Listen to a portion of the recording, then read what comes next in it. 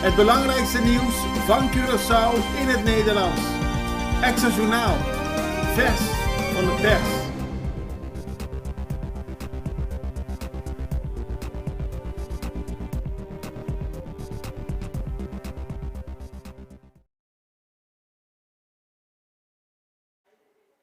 Welkom bij Extra Journaal. Fijn dat u weer kijkt. We hebben het belangrijkste nieuws voor u op een rijtje gezet.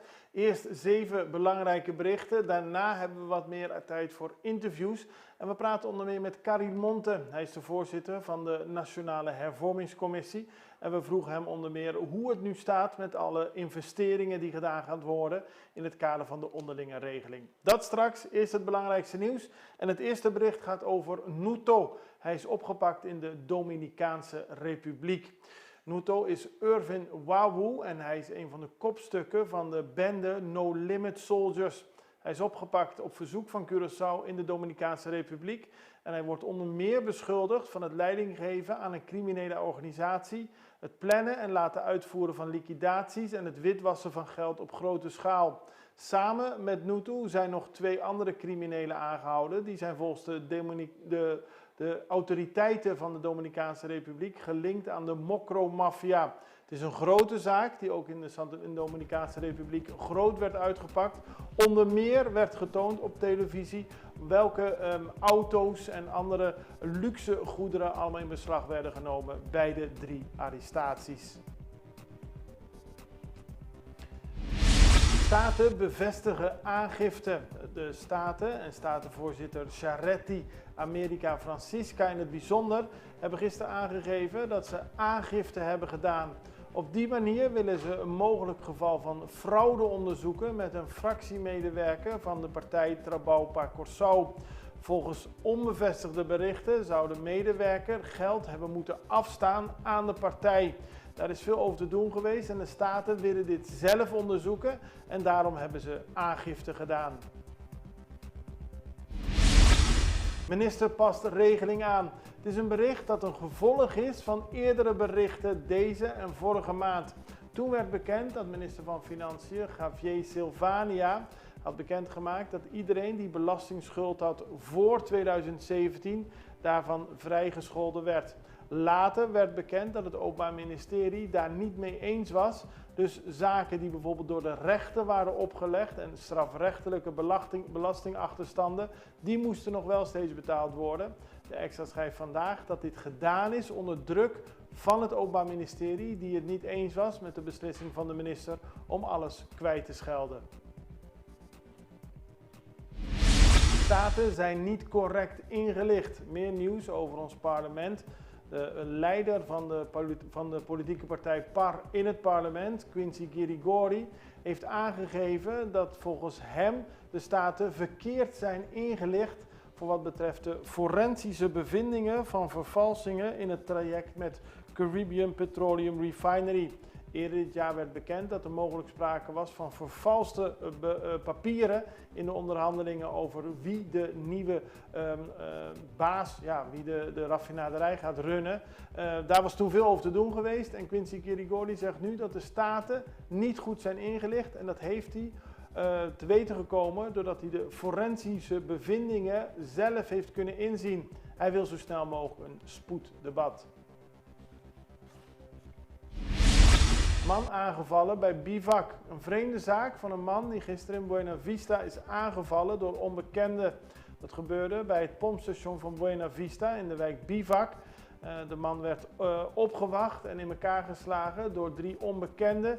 Hij had onder meer gebroken ribben, botbreuken in zijn armen en handen opgelopen van deze vechtpartij. En hij is daarna naar het ziekenhuis gebracht.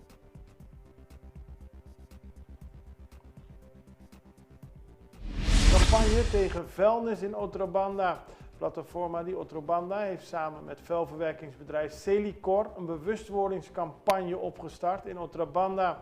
Daarmee moet worden voorkomen dat bewoners van de wijk hun afval zomaar dumpen. De bewoners moeten beter bewust zijn dat dat niet zomaar kan. Daarmee moet de wijk schoner blijven en het vuilnis moet ook gewoon opgehaald kunnen worden door Celicor. Het is het begin van een campagne die nog enige tijd zal duren. Man aangehouden in Suffisant. Een opmerkelijke zaak. We hebben net beelden van een aanhouding gekregen die gisteravond plaatsvond in Suffisant. Daar zou een vader zijn 11-jarige dochter onzedelijk hebben betast. De moeder heeft aangifte gedaan. Er wordt nog verder onderzoek naar gedaan, maar de politie vond de beschuldigingen dermate ernstig dat de vader uit huis is meegenomen naar het bureau. Later daarover wellicht meer. Eerst tijd voor de reclame en dan hebben we meer interviews. Subway, su meal of the day, teatrobe. Cu sabor na nobo, manera barbecue chicken e shawarma chicken. Com um black de minute mee e waffle fries, o meal of the day, da mas mio como nunca. Ei, antes je minute mee nota bocos, o por cambiar com iced tea of limonada. Pabo saki tota e meal of the day, subi subway.cd. Subway, trae maneboke.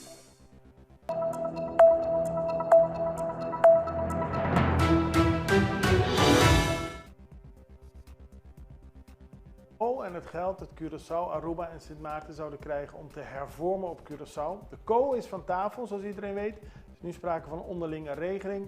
Vorige week was er een persconferentie op Curaçao van minister-president Kilma Pik-Pisas en vicepremier Roedmilda Laumoni Cecilia en voorzitter van de Nationale Hervormingscommissie Karel Monte. Daarna ontstond er wat onduidelijkheid over het geld dat beschikbaar is voor de hervormingen. Karel Monte legt uit dat er nog steeds, zoals ook in het verleden bij de COHO, 1,2 miljard is gereserveerd voor de komende jaren tot 2027 voor hervormingen in de Caribische landen van het Koninkrijk. Dat betekent niet dat dat geld zomaar lukraak besteed kan worden. Er zijn strenge voorwaarden aan verbonden, maar die 1,2 miljard die zijn nog steeds gereserveerd voor hervormingen hier in de Cariben. Zo legt Karel Monte uit.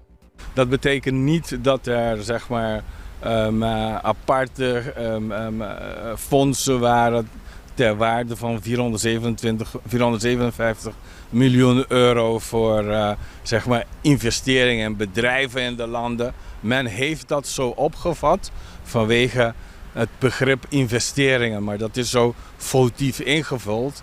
Het is niet het begrip investering in, zeg maar, in economische zin, maar het begrip investering in de zin van hoe Nederland ziet dat zij een bijdrage levert bij de totstandkoming of realisatie van zeg maar de landspakketten in de 3 landen.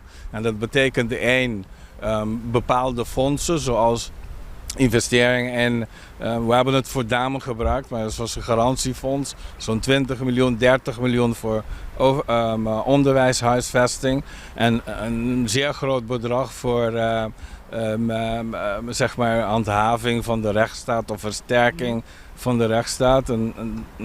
Dat zijn de dingen die meestal vallen onder rechtshandhaving. Investeren is heel breed wat dat betreft en het gaat niet alleen maar precies om het geld wat daarvoor beschikbaar is. Nee, je moet oppassen als je dingen leest en meteen consequenties aan verbindt en denkt dat er, want het is onmogelijk ook, laat me het zo uitleggen, voor een land als Nederland om zonder specifieke agreement, zonder een specifieke basis gewoon te zeggen van ja, ik heb jongens 1 miljard om te investeren in de landen, zo werkt dat niet.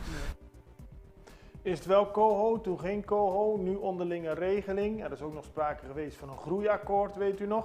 Waar leidt het allemaal toe? Wat is het doel hierachter? Dat vroegen we aan Karel Monte en hij legde uit dat het doel is dat Curaçao weerbaarder wordt.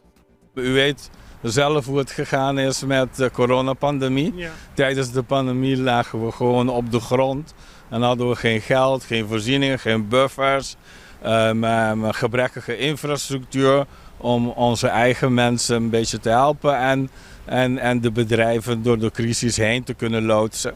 Wij hebben toen natuurlijk op grond van artikel 36 van het statuut bij Nederland aangeklopt, net als de andere 2 landen van het Koninkrijk, Caribische landen. En Nederland heeft toen gezegd van nou oké, wij gaan helpen met leningen, maar ook met voedselpakketten en dat soort dingen. Maar het kan natuurlijk niet zo zijn dat bij een volgende crisis hetzelfde weer gaat gebeuren. Dat we weer zeggen, we hebben weer... treed je in herhaling en dan heb je niet geleerd van zeg maar de lessen uit de crisis. En dat betekent dat wij toch wel zelf moeten gaan kijken naar hoe weerbaar wij zijn als land. Hoe, ja, ze zeggen resilient. Hè? Of wij weer na zo'n schok zelf kunnen opstaan. Of wij buffers kunnen opbouwen. Of wij niet al te veel belastingen op straat laten liggen. Of belastinggelden. En of onze sociale zekerheidsstelsel goed werkt. Ons gezondheidszorg goed werkt. En dat soort dingen meer. Als u het hele interview wil zien, dat duurt bijna 10 minuten. Dan kunt u naar de sociale media pagina's van de Extra op Facebook en ook op YouTube zal het in de loop van de ochtend worden geplaatst, zodat u het hele interview kunt zien. Dan gaan we over naar Peter Comello. Hij is van Contado Kerp en hij organiseert vanaf 25 april een 6-delig seminar op de Universiteit van Curaçao over de online goksector op Curaçao. Een onderwerp waar veel over gesproken wordt, maar volgens Comello verdient het ook meer aandacht. En dat gebeurt met dit 6-delige seminar. Hij legt uit waarom hij hiertoe is gekomen. U organiseert vanaf deze maand, eind deze maand, een seminar over de online gokwereld op Curaçao. Dat brengt daar een speciaal licht op. Waarom organiseert u dit? Nou, ik ben op Curaçao komen wonen, ruim 1,5 jaar geleden alweer bijna. En wat mij opvalt is dat er op Curaçao een enorme industrie is op de gokwereld. En dat verbaasde me eigenlijk van, ja, zo'n klein eiland, waarom zit dat allemaal zo gevestigd? En ja, ik heb een politieachtergrond, dat is u bekend. En ik heb ook bij de Financial Intelligence Unit gewerkt. En ja, ik weet gewoon dat het ook een wereld is die wel de nodige risico met zich meebrengt. En ik vraag me af van, waarom gebeurt het hier zo op grote schaal? En, dus het onderwerp is u gewoon gaan interesseren? Is me enorm geïnteresseerd. En ik denk, ja, hoe wordt er omgegaan met de risico's? Hè? Dat moet best wel, omdat het zo omvangrijk is. Het is mondiaal. En dat gebeurt allemaal via de kanalen op Curaçao. En ja, daar zou best wel het een en ander gebeuren wat mogelijk niet helemaal in de haak is. En ik vraag me af in hoeverre is men daarvan bewust en in hoeverre wordt daar iets mee gedaan. En daarom heeft u een seminar georganiseerd waarbij verschillende sprekers hun licht op de online goksector gaan spelen. Precies, ik wil het echt heel objectief houden. Laten we gewoon eens met elkaar kijken van wat is hier nou feitelijk aan de hand. Ik ga er verder geen oordeel over geven, maar het lijkt me goed, ook voor de samenleving in Curaçao, dat daar meer zicht op komt. En dat men een oordeel kan geven van hoe is de situatie en hoe moeten we daarmee omgaan. Dat laat ik graag aan de beleidsmakers en de overheid Curaçao zelf over.